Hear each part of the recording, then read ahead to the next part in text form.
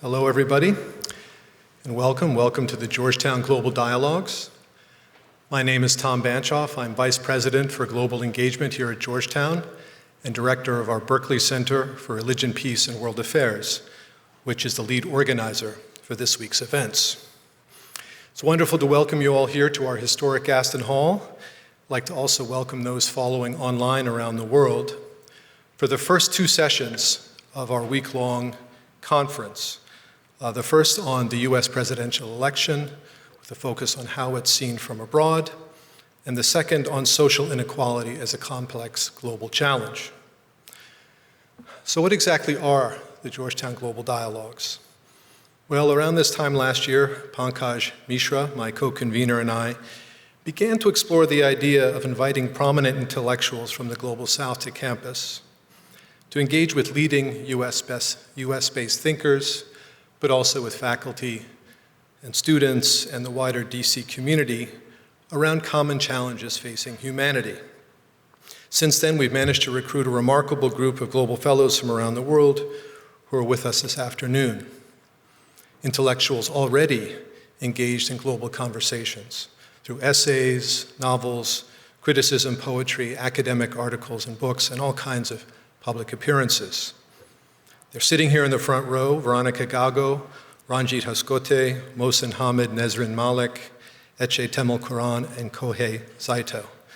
Thank you so much for spending this week with us, and please join me in giving them a warm welcome to Georgetown.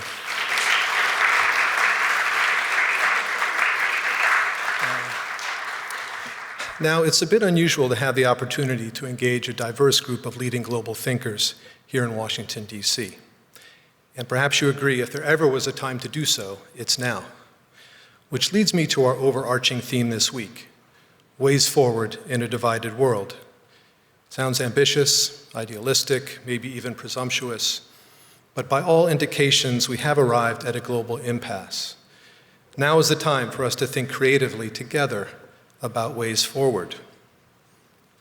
Think about the moral and humanitarian catastrophe in Gaza and the ever-present danger of a wider war in the Middle East. Think about the now 2-year-old brutal Russian invasion of Ukraine and terrible civil wars in Sudan and the Democratic Republic of the Congo, just to name two. Think about a global economy that has lifted hundreds of millions out of poverty, but it's also left hundreds of millions in dire need.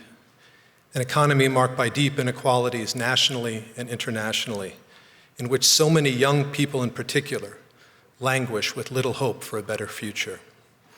An economy in which gender discrimination remains a deep structural problem.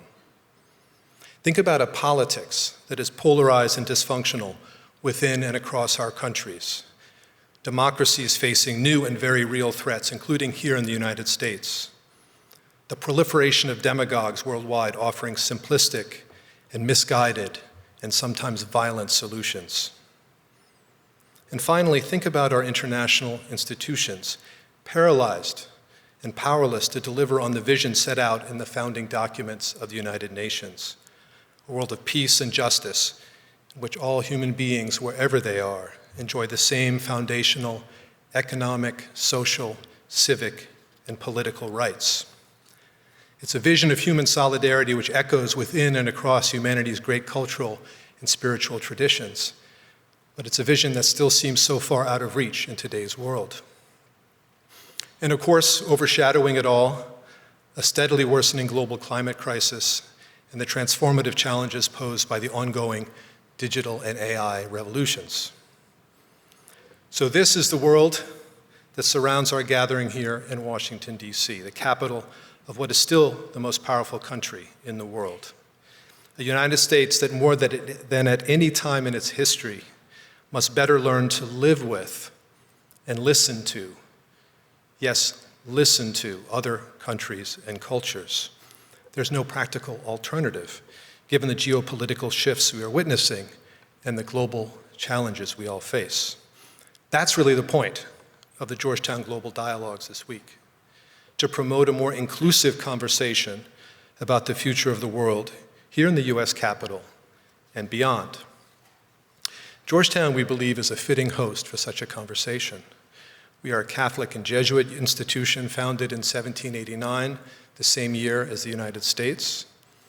We are part of a centuries-old religious tradition with a global horizon, a Jesuit university committed to intercultural and interreligious dialogue for the common good, to what Pope Francis calls a, quote, culture of encounter, unquote, the creative exploration of our differences, the acknowledgement of our deep divides, for sure, but also the search for common ground and for practical ways forward together.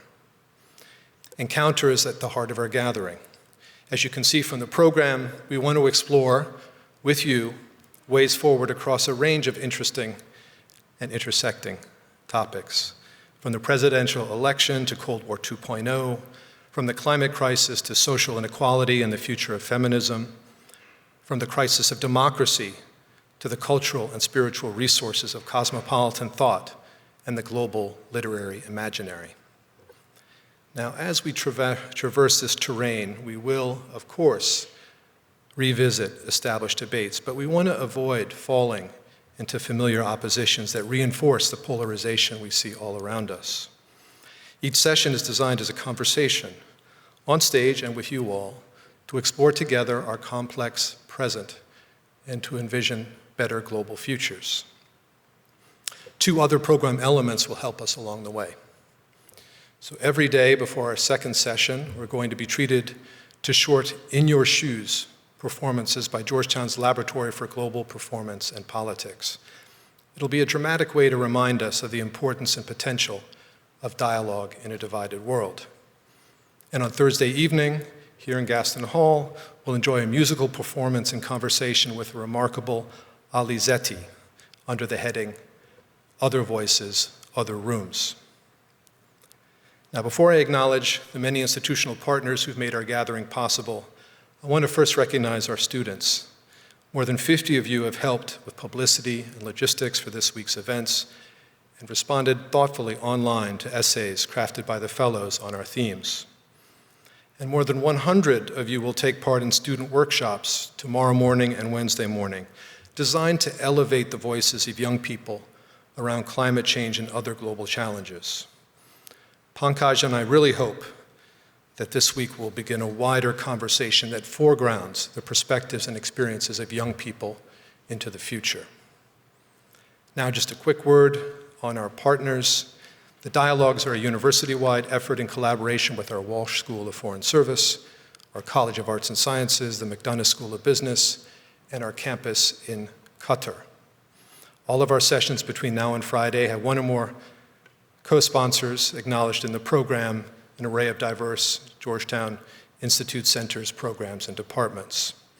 I want to express my gratitude to all of them, and especially to the remarkable team at the Berkeley Center led by Amy Vanderfleet and Imogene Johnson for making possible our time together this week. I also want to acknowledge and thank the New York Review of Books, our media partner for the dialogues, and remind you all that our afternoon sessions will be are being live streamed on YouTube, and of course, that we have a hashtag for social media, and it is GU Dialogues. Once again, thank you all for joining us this afternoon, and hopefully in the days to come. I'm now delighted to turn things over to Lenny Bernardo, who's moderating our first session on the U.S. role in the world, looking beyond the 2024 presidential election. Lenny is Senior Vice President for the Open Society Foundations, where he directs the Ideas and Fellowships Collaborative, which promotes and inspires heterodox thinking and cultural imagination around the world. So thank you all for coming, and please join me in welcoming Lenny to the stage along with Veronica Gago, Mohsen Hamid, Etche Temel Karan, and Ben Rhodes.